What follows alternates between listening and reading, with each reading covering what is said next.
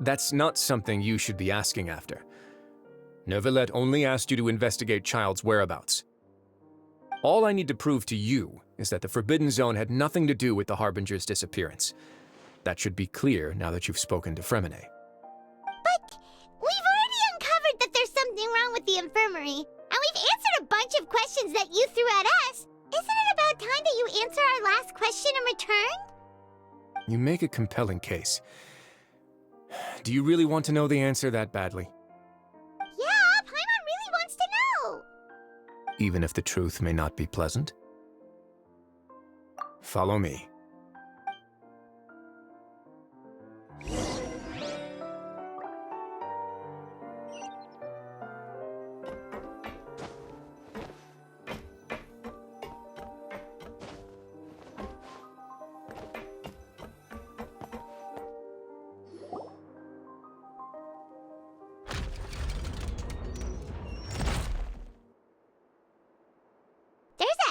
Door here? And a whole basement behind it? Huh. You're pretty good at hiding stuff, Wriothesley. It seems you've forgotten just what kind of place the Fortress of Meripede is.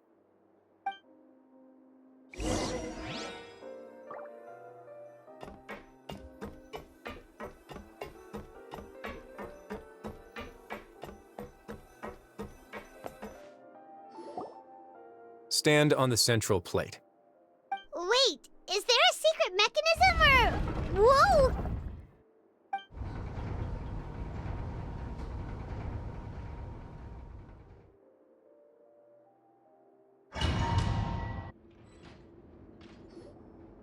So, this is the Forbidden Zone?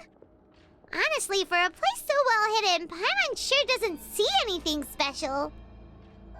What a huge door! There are 3 such isolation gates in total.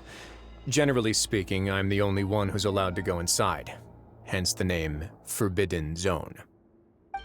Am I correct to assume you're going to run on back and tell your little Fatui friends everything? Well, Paimon wasn't thinking of keeping anything from them. Well, I'd advise you wait until you've seen the whole truth of this place for yourself before deciding whether or not to tell them.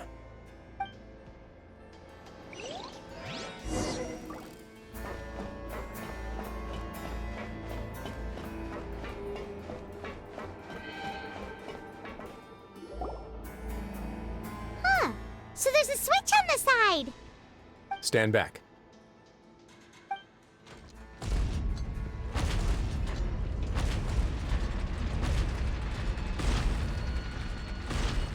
Whoa!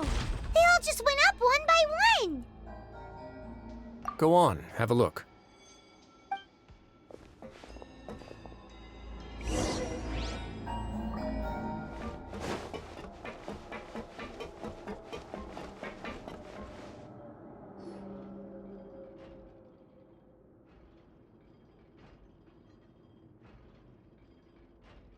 I've been interested in what lies beyond that gate ever since I assumed leadership of the Fortress of Meripede. Of course, it would be unwise to recklessly open it, but it'd also be risky and negligent to simply ignore any potential danger that could be behind it. The readings on that dashboard have not budged since the day when I first laid eyes on this place. But over the past year, the needle has crept upwards from its original position, likely because some parameter it's been tracking has changed, if only infinitesimally. Normally, I would have ignored it, but I happened to have some free time when I noticed it, so I investigated. Any guesses what the reading could be tracking? Very reasonable guesses. I've considered both of those as well. Unfortunately, our dashboard is tracking something less ordinary. The temperature should vary with weather and climate changes, so for something that rarely shifts, the water pressure is more likely. We ran a few tests to increase the pressure from the outside, but the readings didn't change at all. Later on, a few more possibilities occurred to me, such as a potential connection with the primordial sea. I began to make a few preparations based on that hypothesis. Over the past few days, the needle has moved again. With that, and the symptoms that Fremine displayed after leaving the fortress, I can now confidently conclude that the readings represent the concentration of primordial seawater in the seawater nearby. The concentration of primordial seawater? But we're already under the sea! And that is precisely the problem. We're at the bottom of the sea, and now we're surrounded by toxic seawater. Somehow, primordial seawater got mixed in, and the concentration is steadily rising. Yes, that's very likely. But forget about the two of us. Not even Novelette knows where the primordial sea could be, much less where we could find and plug a leak. Oh. Oh! Seems like you've figured it out. I believe the primordial sea lies directly beneath this sluice gate. For some reason, the primordial seawater levels have risen significantly, and it's now very close to us. The indicators are now red. Although the gate still stands, some primordial seawater has already leaked out and mixed into the sea around us. If this continues, soon it will no longer be able to hold back the primordial sea at all. Yeah, you know what the legends say. If this place falls, then everyone in Fontaine will be turned into puddles in the span of a night. But that's just too weird! Why would the Fortress of Meripede be built right above a sluice gate for the primordial sea? Who built this place anyway? Your expression tells me you think this might be part of a vast, complicated conspiracy. To be honest, you might find the actual answer may be exceedingly boring. It's just that the secret of the Forbidden Zone had been long forgotten by the nation before I rediscovered it with my research. There's no single founder of the Fortress of Meripede in any traditional sense. What we know about its history has been left to us by the people who used to live here. When the previous Hydro Archon Egeria ruled the land, all convicted criminals from Fontaine were exiled. The people drove the criminals away like a wolf pack chasing away the banished. The criminals received no sympathy of any kind from the people.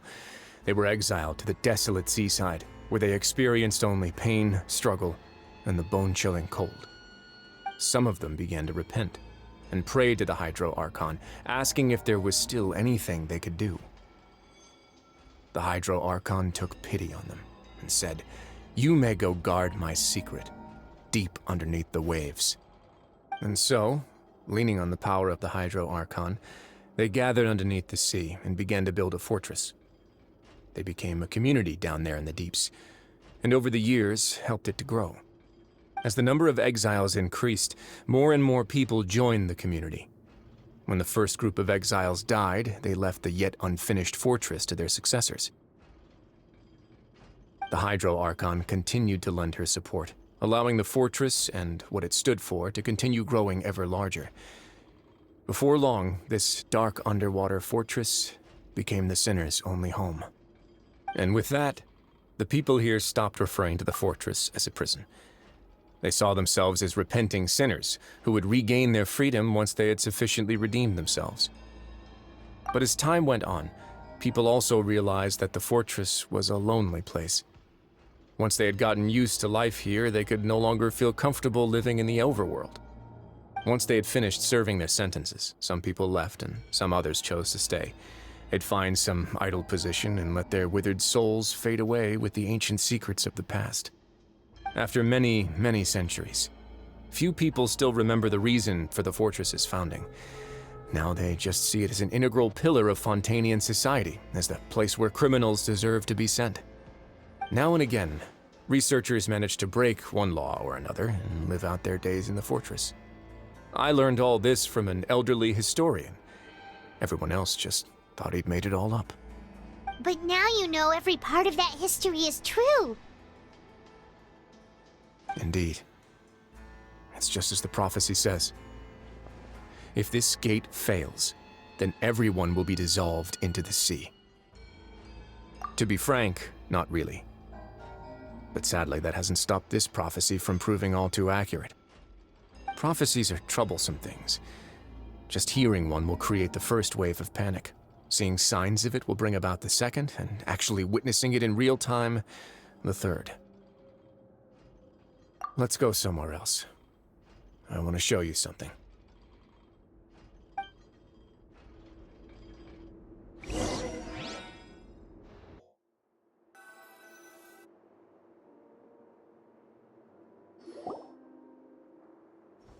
This is it. Your Grace, perfect timing. The results from our last round of experiments have... Wait, Jurier, he's not alone! Huh?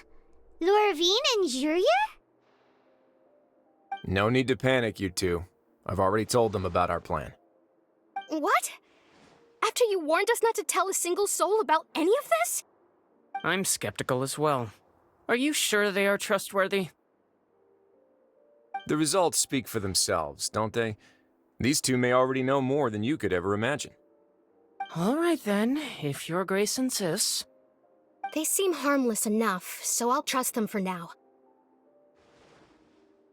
Well, how about some reintroductions? This is Jurier, one of the highest-ranked researchers from the Fontaine Research Institute. He used to work under Edwin. I trust that you've heard of Edwin? Good. Saves me a bit of time explaining. Edwin's main areas of research were archaeum and gravimeters. As his assistant, Jurier is quite familiar with them as well. I hired him to be my technical consultant. You want to blow up the fortress of Meripede? Ah, what a lovely idea. I'm already imagining it in my head. Gotta admit, I'm tempted as well. Guys, focus! Focus! That taskmaster over there is Miss Lorvine, and is also one of my technical consultants. While Jurier used to be Edwin's assistant, she used to be Jurier's assistant. Ooh, are they together? See, everyone keeps asking this question. Are you too sure you're not a couple and just using your work as a convenient cover? Your Grace, I am not in a relationship with this man. If I dated her, I'd officially be madder than Edwin. Jeez, forget I said anything then. Follow me. Whoa, there's another door that goes right up. Your constant amazement makes it seem like the fortress can do anything. But Paimon really thinks everything's super cool.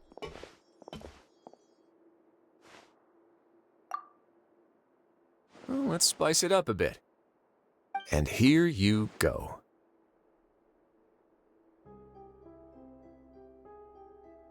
What a huge ship? This is also a production zone that Paimon's never seen before. What's going on? How much do you know about Fontainian history? Not much at all. Well, then maybe you haven't heard the story of ancient Lemuria. To give you a quick rundown, Fontaine used to be ruled by the Lemurian dynasty. According to legend, the Lemurian king Remus came to this land after being inspired by divine revelation and found the seer Sibila, who had taken on the form of a golden bee. Taking the golden bee with him and riding on a huge ship, the Fortuna, he created his nation above the surging waves. He called his nation Lemuria and used the Fortuna to incessantly search for new tribes and islands, calling on them to join his empire. There's a ship in this story too? Where there's water, there'll be ships. People believe that hope can always be found at the end of a voyage. Do you believe that too? To a point, I think. As you've already seen, I have a whole factory's worth of labor, materials, and technology at my disposal. Certainly can't hurt to give it a try. So the moment I began to speculate that the primordial sea might lie underneath the gate, I also began this project.